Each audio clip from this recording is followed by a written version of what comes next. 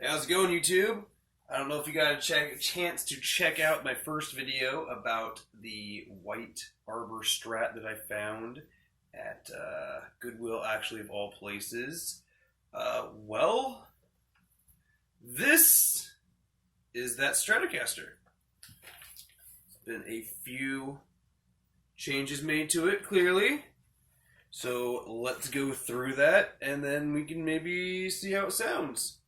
So, first thing is clearly she got a new paint job. We've got a fluorescent, nice like neon hunterish orange. We've got the definitely some 80s kind of style. I mean, like to me, this reminds me of like Saved by the Bell / the composition writing book that we used to have in school. Actually, I think they're still around, but they're orange, which classically works. The neck, check this out. We got it's got some exclamation mark inlays on there. So the blue came up with it, although it seems kind of only one person I've heard so far has said it kind of has a contrasting vibe. But when I was designing this and making it, I had like the gem. Like for some reason, just Steve Vai's gem line just kept popping in, and I've never painted anything in my life, let alone a guitar and stuff like this. So, I mean, yeah, there's only so much I can do on my first model. So, there it is in a nutshell. I think it turned out pretty well.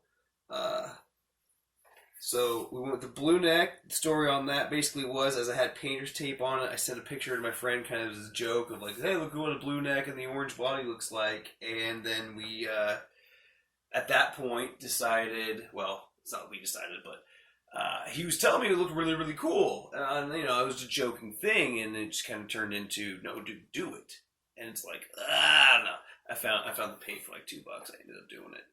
I like it. I mean, I was a little sad to take the neck that's probably, 30 years old, maybe, and paint it. But, hey, we live in a world where whatever, I didn't spend that much money on it. And then I got a story about the even on that, on top of that. So yeah, we did that. I got a buffalo bone nut now in here, better string trees. I've got locking black. Up here on here, we've got locking black tuners. First time with those. Get the headstock on here. It's got this awesome design, which actually happened completely accidentally. It's my little secret now, but I think it turned out really fucking cool by doing that. And again, some of the guitars that I had going into this were Van Halen's. What I liked about Van Halen's Frankenstrat is, well, this started as a Frankenstrat. The guy had this thing sideways. I actually had to cut into this to make sure this guy would fit. But that being said, Eddie Van Halen's guitar, although to now standards, it's really probably nothing special.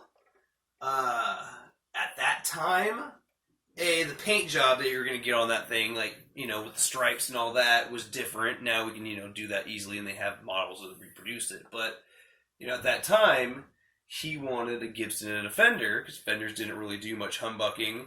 And then he ended up having the Floyd Rose on it, his little tweaks and that. So I like the trying to combine two elements, something you hadn't seen before, and something you couldn't go out and buy. And that's kind of what I was trying to do. Do the black on the back of the neck here. We got ourselves a freaking tiger, because why the hell not? And I had a friend that talked me out of this as the pick guard, but I decided to buy it for the back plating anyway, so I got the best of both worlds, and I think this thing looks really awesome. But I am kind of a bigger fan, I think, overall, of how this looked. So, I've got the Alnico 5 pickups. So we got that, our 2 singles. It's got a rolling tremolo system. Put in a new boat. So everything is all black hardware. We've got strap locks, black, and it's showing up here.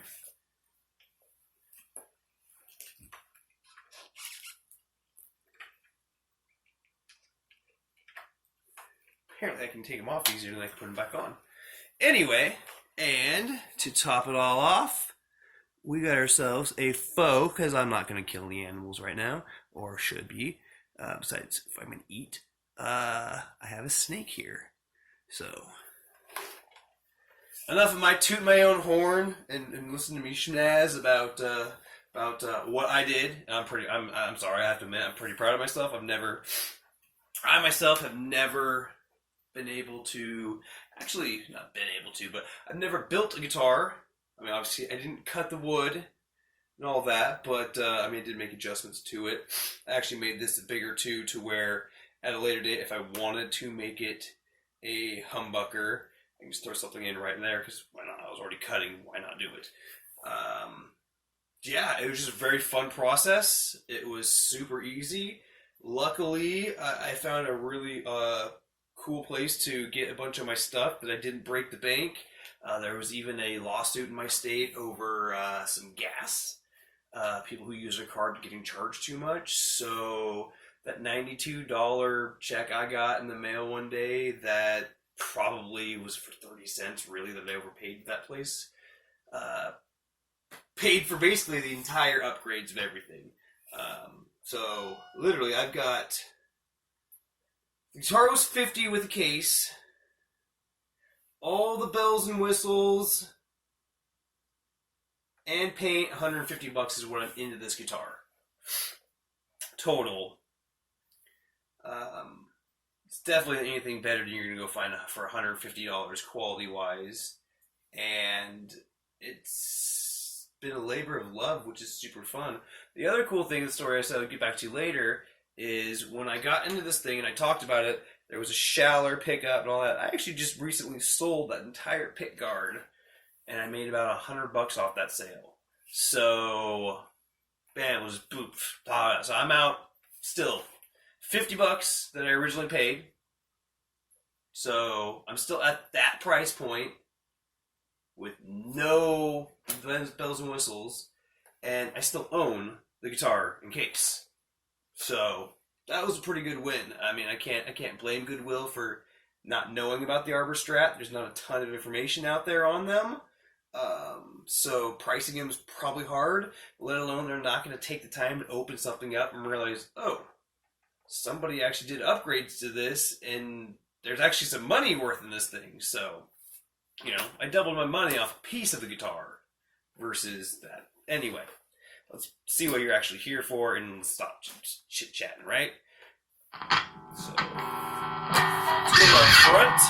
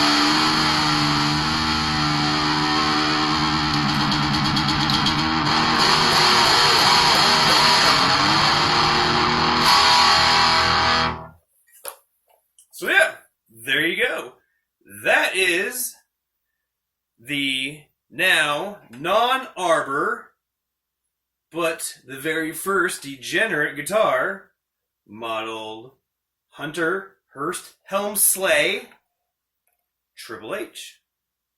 Have a good one, guys. Subscribe, like, keep watching.